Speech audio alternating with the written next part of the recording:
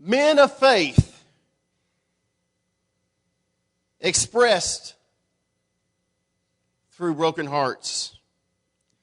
When Joseph realized and finally revealed himself to his brother in the book of Genesis, in chapter, excuse me, got ahead of myself. In Genesis 45:2, he wept so loudly that the Egyptians heard him and Pharaoh's house heard about it. David was unafraid to cry and often had tears in front of the people.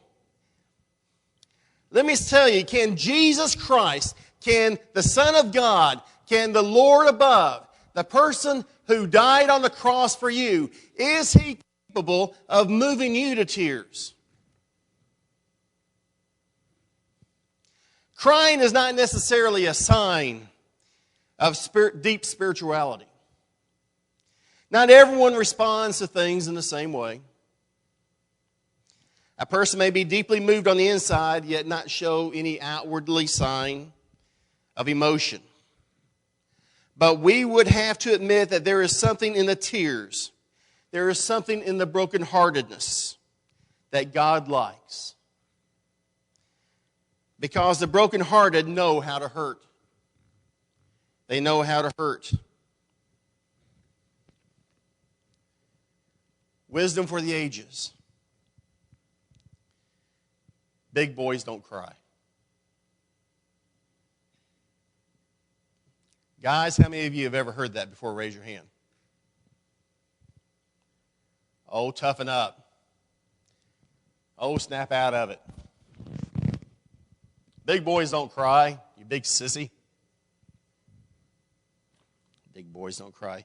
As long as I am in control, let me tell you something. As long as I am in control, and as long as you are in control, God cannot be in control. And if you are moved to tears because of the work of the Lord, or you are moved to tears because you have a family member that's dying without Jesus, or you are moved to tears because you see what's taking place with Christians being persecuted, embrace that.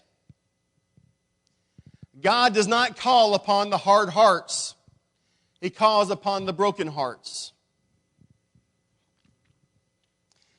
That's why God had to bring David right down to his knees before he could get a hold of his life again.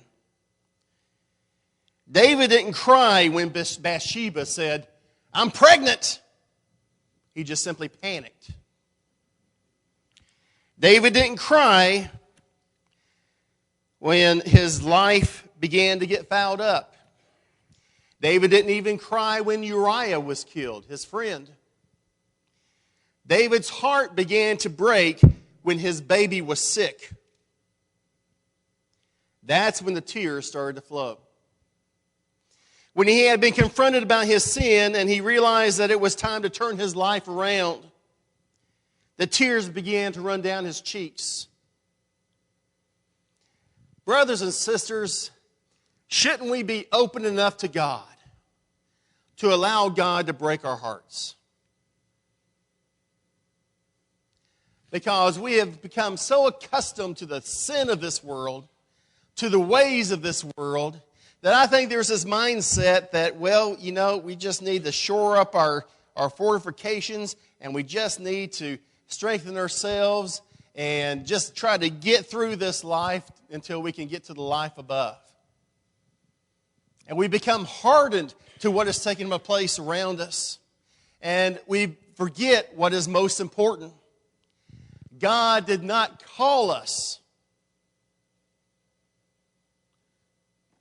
to sit in the fortress. He has called us to the harvest. The harvest is great, but the workers are few. Pray that the Lord will send more people to the harvest.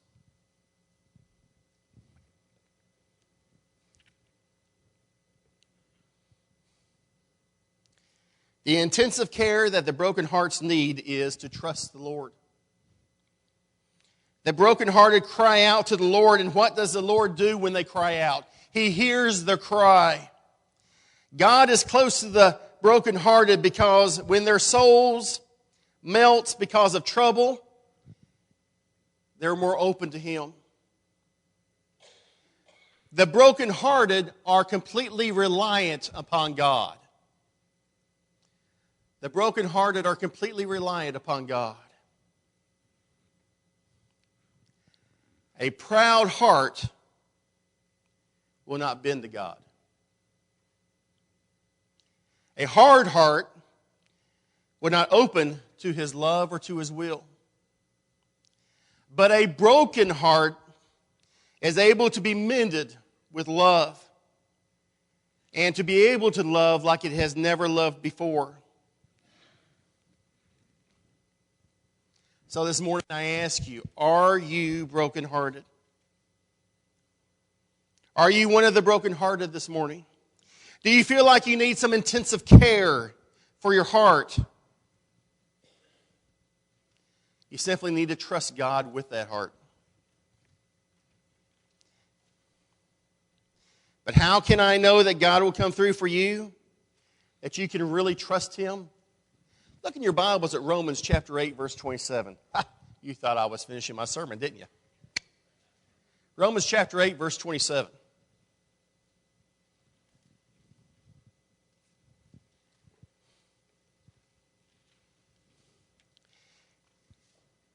Paul writes to the Romans, and He who searches our hearts knows the mind of the Spirit, because the Spirit intercedes for God in accordance with the will of God. He knows what's on our hearts because we have His Spirit in our hearts. Hebrews chapter 3, verse 15. Hebrews 3:15. It says, as has just been said, today if you hear His voice, do not harden your hearts. God is listening to your heart. God is listening to it right now. You know, there's one thing that you can count on each and every Sunday. That when the sermon winds down, Roger Fogan is going to tell you you need Jesus. Because if you don't have Jesus, you don't have anything. But if you have Jesus, you have everything. You may not have a houseboat. You may not have a giant house in the best neighborhood. You may not have so much money in your billfold that it doesn't squeeze into your pocket. But if you have Jesus, you have everything. But to have Jesus means you need to understand that because of your sin and because of your shortcomings and because you were willing to choose the world and the ways of this world over God, you have committed sin, and Jesus had to die on the cross. That He didn't just die on the cross for all mankind, that He didn't just die on the cross for everybody, but He died on the cross specifically for you. For you. Because He loves you.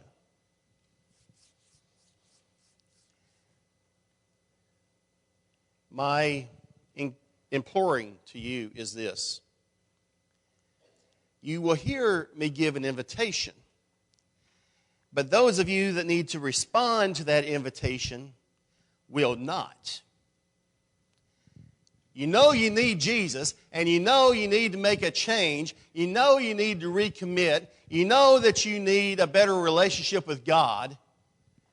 But you're going to stay there, planted in your pew, holding on to it during that song of invitation, with the thought going in the back of your mind, maybe I should go forward, maybe I should go forward, maybe I should go forward. But you know what? The call will always be there until the end. But your heart will continue to harden to where one invitation is just like any invitation, and you're just getting through it. God needs you to open your heart up to Him. If you feel like God is calling you to come forward this morning, then come forward. Don't ignore the shepherd, because he wants to lead you to greener pastures and quiet waters. He wants to be able to lead you not only through this life, but to the life to come. But if you continue to reject Jesus, if you continue to not make him Lord of your life, then you will never know that guidance, you will never know that direction, and you will never know eternity with him. So I'm going to ask if you'll stand right now and sing this song of invitation, Trust and Obey.